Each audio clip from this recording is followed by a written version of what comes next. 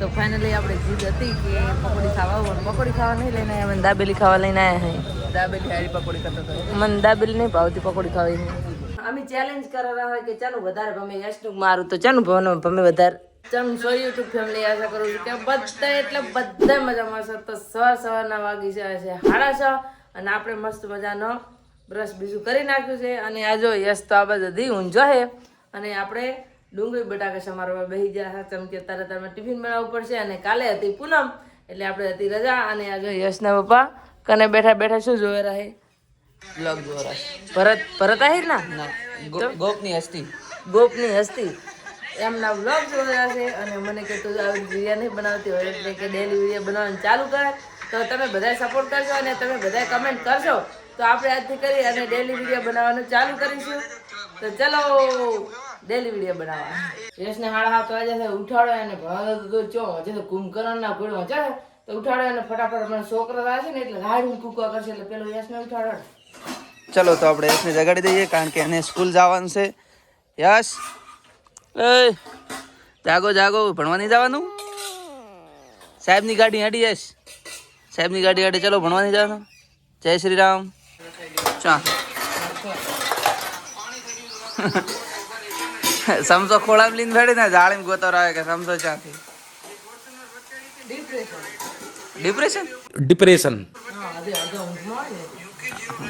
તો અત્યારમાં આપણા માટે ટિફિન બનાવેલું છે વહેલું કારણ કે અત્યારમાં દુકાન જવાનું છે આપણે ટિફિન લઈને. તો ફાઇનલી મિત્રો આપણે ઘરનું બધું કામકાજ કરી રહ્યા છે અને નહીં ધોઈને તૈયાર થઈ ગયા છે. અને યશ ને આ ગીજામાંથી 10 રૂપિયા અને કઈક ભમેડો ને એવું બધું મળી ગયું છે.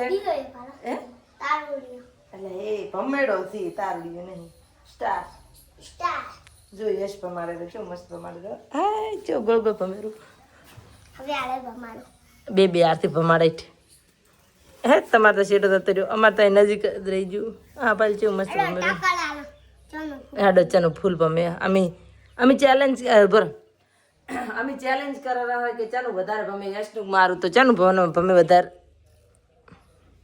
ચેલેન્જ આપણું વધારે ભમ્યું એટલે આપણું ઓછું ભમે. યશનું તો ભમેરું રહેતું. હા આમ ના હોય યશ, તમે ગદ્દારી કરી અમને ખોટું આલ્યું એટલે ડુપ્લિકેટ આલ્યું.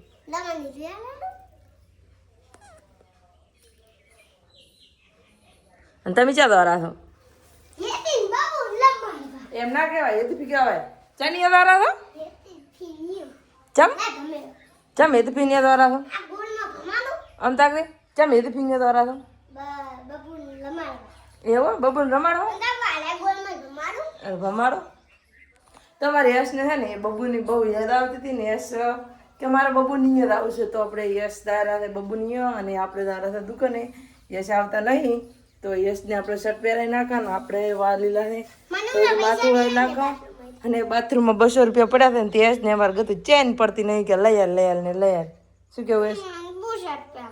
એ તો બુશર્ટ પહેરો પર હાસી પહેરતા શીખો તો મોટો થઈ ગયો ભાઈ. નહીં આવડતું બટન વાગતે ચમ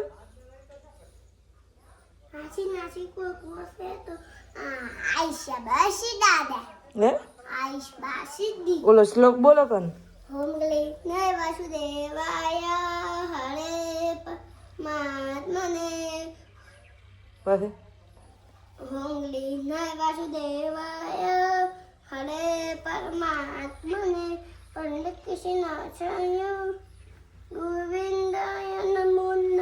જય શ્રી રામ કે એવા ડોક્ટર સાહેબ આવતા તા, મોટી હાથમાં છોય લાવતા તા, મને ખુશી દીધી. અમદાવાદથી ગાડી આવી એમાં યશની લાડી આવી. એમાં મારી માસી આવી, માસી શું લાવી? સલેડ લાવી, સલેડના ટુકડા લાવી, સલેડ લાવી, પેન લાવી. ભણીને પાસ થયા, પોપટ થઈને ઉડી ગયા. તો યશને જો મારે ભણવા આવવા મળ્યા ને તારની મસ્ત વાર્તાઓ આવડવા મળી છે.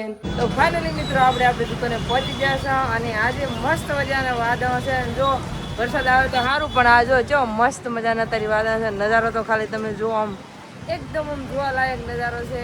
અને આઈકન હાઈવેમાં આપણી શોપ છે ને ત્યાં ઉપર પર ગમે તે નજારો હોય ને જોઈ શકો છો મસ્ત મજાનો નજારો.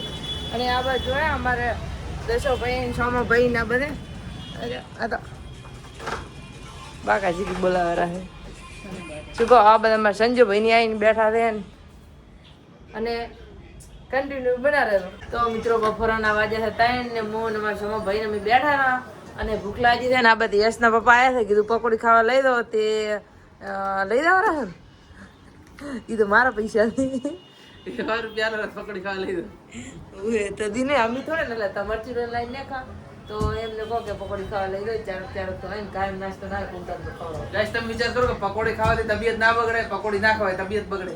તે કાયમ ને કોક દાડો તો ખવડાય ને એમ કે તો ખોટું હોય છે કેવું બનાવતા ખબર? કશું ને તમે ચા હું તો પકોડી નહીં ખાલી. તો પકોડી નાખો. હેડો હવે પકોડી ખાવા લઈ દો ફટાફટ હેડો હવે ચાવી આલો પકોડી ના ખવાય. તો બાઇક ની ચાવી આલન થાય ને બાકી ચાવી આલન થતું નથી.